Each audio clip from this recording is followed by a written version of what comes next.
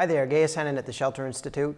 We are very fond of posting videos on Instagram that show the guys' chisels and slicks at work cutting timber frames. And we often get asked, how do you get your tools so sharp? And the process is actually quite simple. And so I thought I'd just give you a look at how we go about getting our tools sharp.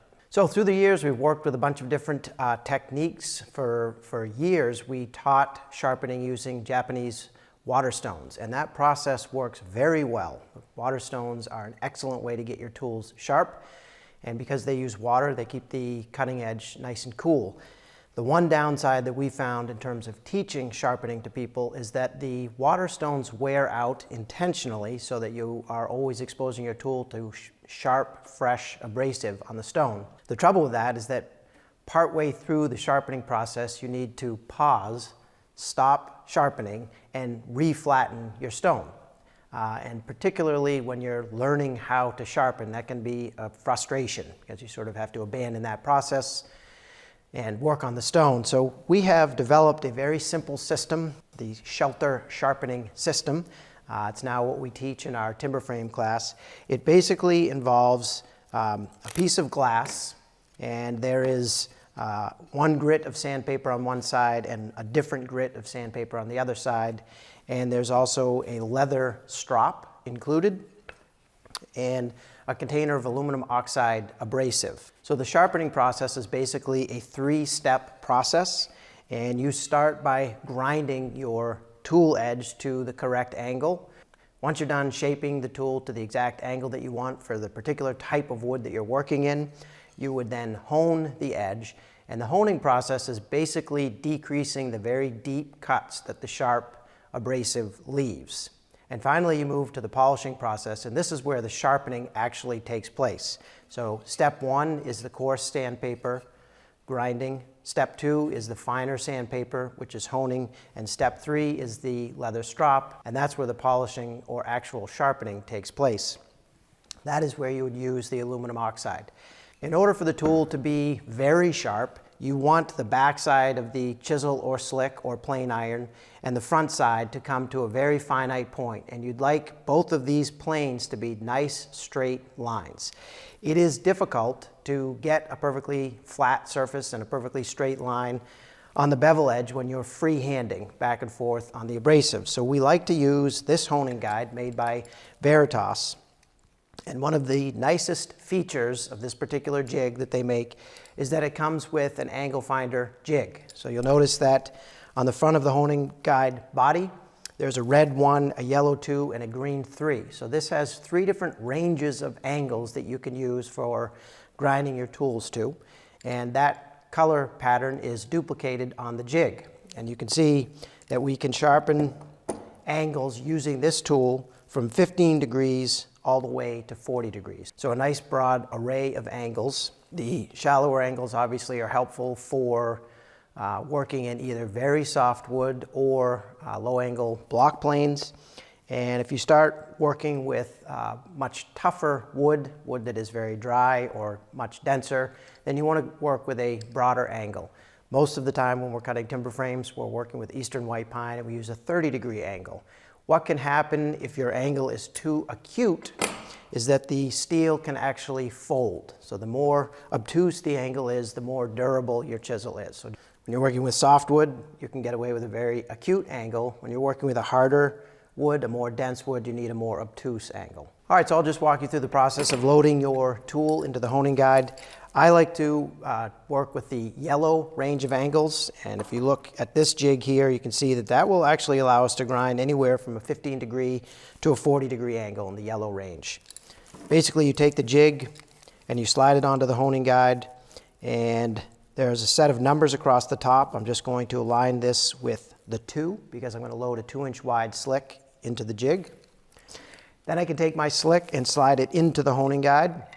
You want to flip the whole mess upside down, and basically all I'm going to do is slide the business end of the slick all the way up to this stop and make sure that it is parallel to this raised edge. That will get it parallel to the direction of travel or parallel to the honing guide body. Once I'm happy with that setup, I can clamp the slick into the honing guide and you want to get that nice and tight so it doesn't dance around. As you tighten it down, one thing that's very important is to make sure that this clamp bar is contacting the slick all the way across. You don't want that clamp bar to be skewed like this or like this. So you end up wanting to tighten these two knobs uniformly to get good contact across the backside of the tool. Once you're locked in, you can remove the angle finder jig by sliding it off, being careful not to touch your fingers to the cutting edge. And then the last thing you want to check is that this little hash mark on the axle is pointing straight up when you're holding the honing guide in this position. That is the neutral position. For interest's sake, this axle runs through the wheel eccentrically, so I can pull this little knob out and rotate 90 degrees, and that moves the wheel down a little bit, and I can rotate 90 degrees once more, and that lowers the wheel further. Obviously, as I'm dropping that wheel down, the effect is that the handle of the slick is going up so that the toe of the tool only is going to be hitting the abrasive. So if you wanted to create a micro bevel, you can use that feature. Otherwise, I like to keep that hash mark straight up in the neutral position. That ensures that you're actually grinding a 30-degree angle on the tool when you're using the yellow range here and the yellow range on the jig. The last thing you want to do before putting this onto the stone and starting to sharpen is flip the jig over and just make sure that this wheel rotates freely. There are some combinations of color ranges and chisel thicknesses that result in this bar contacting the wheel and locking it up. So when you put it on the stone and start moving it back and forth, you'll grind a flat spot on the wheel. Obviously, that's bad because when you go to use it the next time, you'll have a significant bump as you move the chisel back and forth. In addition to damaging the wheel if it gets locked up, as you continue to sharpen, because you're grinding this wheel down, you're affecting the angle of the chisel on the stone. So you're really not working towards getting it sharp, and you're working towards ruining your honing guide. At this point, you're ready to start grinding. So I'm going to go with the coarser grit sandpaper. This paper has an adhesive backing on it, so it sticks very nicely to the plate glass. And the fact that we have sandpaper on both sides usually ensures that the glass doesn't dance around on you while you're sharpening.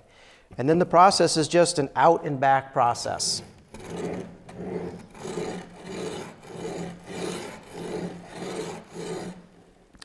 What you want to do while you're sharpening, though, is be very deliberate. You don't ever want to accidentally lift the handle edge up, because then you'll start to round out the toe of the chisel.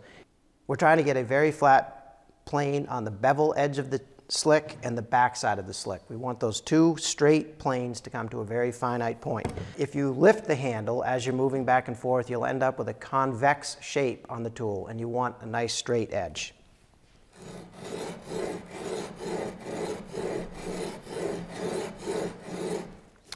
All right, so how do you know when you're done? Well, the best telltale is that you will feel a burr on the back side of the tool. That means that steel from the front edge is grinding off, but just clinging to that cutting edge. And it tells you that the cutting edge, the front end of the tool, the part that we care most about, is actually hitting the abrasive. So I'm looking for uniform striations front to back to make sure that I'm hitting this entire surface.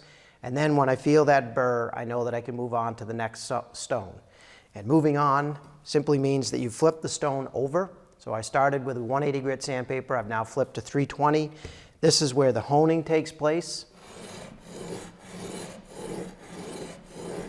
And you can probably hear the difference in what's going on here. So when I was on the 180 grit, it's a very abrasive sound. This is a little bit quieter. It's taking off less steel. All we're doing in the honing process is slightly decreasing the depth of the score marks that the very abrasive sandpaper left in the slick.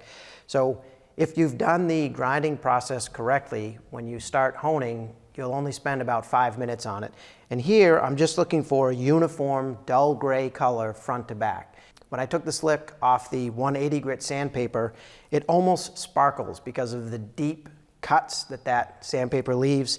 When you get done with the honing process, it's a more dull gray, and then we're ready to start the actual sharpening process. So for this, I'll take the tool out of the honing guide. We're done using the honing guide at this point. So here you can see the difference between a brand new kit and one that's been used. I've got aluminum oxide in this piece here. I like to put the smooth side of the leather down on the sandpaper and leave the rough side of the leather up because it tends to grab the aluminum oxide abrasive a little bit better. When you're applying this, you need just a tiny bit, maybe a pea-sized dollop of this stuff, and you just sort of spread it out. The aluminum oxide abrasive is a very fast cutting abrasive, but it's also very fine. So it will tend to polish up that edge very quickly.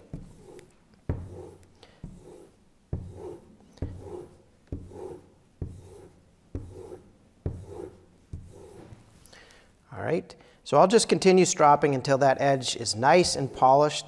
It goes from a dull gray to a nice shiny chrome appearance. And that tells me that I'm basically done with the stropping process. Now, one other thing that I'll point out about these Japanese boat builder slicks that we use in the shop is that the backside is concave. The reason for that is that this tool is made of a lamination of two different steels. This backside, which actually does the cutting when you're using it, is a very high carbon content, very hard steel. So to make the sharpening process a little bit easier, the manufacturer grinds away an area of that hardened steel on the back. So when you're sharpening, you're only grinding off steel around the perimeter of the tool. So because that steel is so hard, it takes a long time to remove it. So the manufacturer has dug away a little pond in the backside that makes the sharpening process a little bit easier. The final test is to see if the edge shaves, and it looks like this is doing that. I mentioned earlier that we sell the sandpaper and glass and leather here, but keep in mind that there's nothing special about any of this. We just have the glass cut so that it is the same size as the sandpaper that we buy from 3M. This is their Stick-It sandpaper. So that fits nicely onto the glass. We sell this stuff by the foot if you can't find it anywhere. The two grits that we like are 180 grit, and that is the grinding grit, and 320, which is the honing grit. And then, of course, the aluminum oxide powder and strop is your final step in the sharpening process. This is the process that we use 90% of the time. Occasionally, we will use the Tormek T8 sharpening system, which is an electrically driven, water-cooled grinding system. It's a wheel that's about 10 inches in diameter, and it spins very slowly, and it sits in a water bath. So it's a very cool, very quiet, dust-free process. We generally will use that if there has been a catastrophic event. So if a chisel falls on the ground and there's a nick, or if we've purchased an antique flea market find and it needs a lot of work, we'll take it to the grinding wheel just because it's a little bit faster. But on a day-to-day basis when we're working in the shop, this is the system that we use. So thank you for watching. If you're interested in this kit, we do sell it on our online tool store. Sharpening is a very important part of timber framing. It is one of the elements that we teach in our timber framing class.